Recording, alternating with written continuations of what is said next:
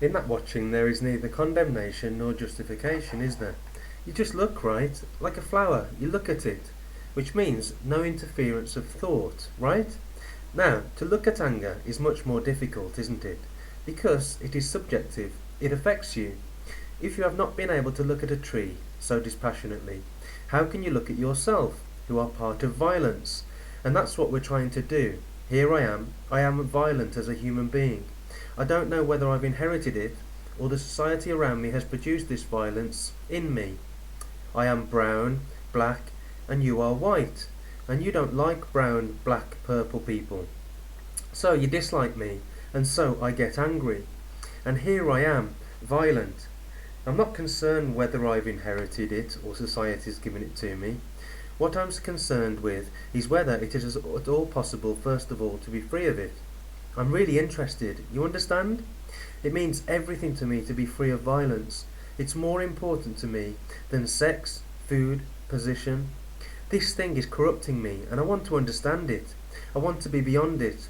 And to be beyond it, I can't suppress it. I can't deny it. I can't say, it's part of me. I don't want it. And I have to understand it. I have to look at it. I have to study it. I have to go into it. I must become very intimate with it. And I can't become intimate with it if I condemn or justify it, right? But we do condemn it. We do justify it. Therefore, I'm saying stop, for the time being, condemning it or justifying it. How can I be objective, though, to my condemnation and my justification? Sir, you can be objective to your condemnation or justification when you realise that they interfere when you are looking at anger.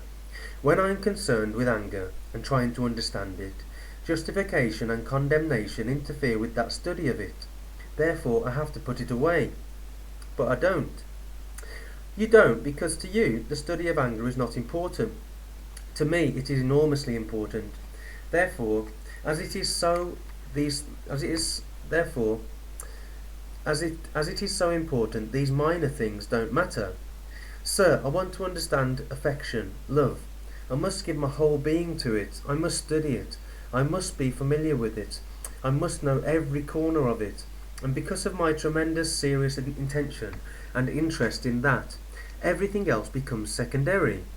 So, when you are studying anger, you're either studying it as a curiosity, or you're studying it because you want to understand this thing that is destroying you, destroying the world. I want to understand it. I want to be free of it. I want to be above and beyond it. Therefore, I'm not interested in condemning or justifying it. It has no value. It reduces it to a personal petty little affair, right? Can we proceed? Sir, are you really interested in understanding anger? Anger which is part of violence, part of hate. It means we have to have energy to look at it. Of course, but you're dissipating that energy when you're condemning it or justifying it. If I don't see very clearly and deeply that one must consider this problem of violence and anger, if by listening to you about it I become serious, am I not merely being stimulated by you to be interested? You are right. The questioner says, am I being stimulated by you, the speaker, to be interested in anger, or am I really interested in it apart from any stimulation? You see how little we have advanced.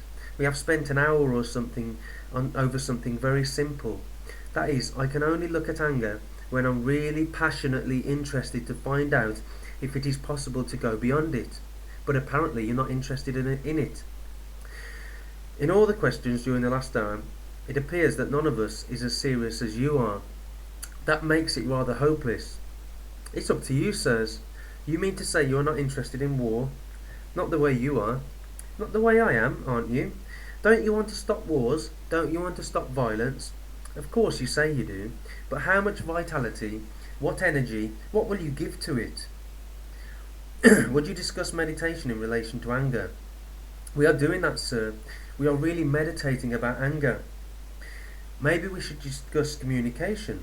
Isn't that what you meant when you said, Of course, so could we discuss or talk over for a while what communication means? You may be tremendously interested to resolve this problem of violence, but I'm not. I'm casual about the whole thing. How do we communicate with each other? I say to you, I love you, and you say, yes, it's a nice day, isn't it? And pass by. No, you laugh, it doesn't mean a thing to you. When I say, I love you, you must listen, you must stop. You must see if I really mean it. Then you can reject me, or whatever you like. But first you must stop. There must be communication. There must be a sense of together understanding the thing. There is the question of violence, and to you it is not important whether your children are killed, whether your sons go to the army, are trained, bullied, butchered. You don't care. You say, all right, let's talk about it. May we ask a question? Why is it that you don't care? You understand? Your daughters are going to get married, or it is your son who is going to be called to the army. In America that's going on. They're dodging conscription, the draft.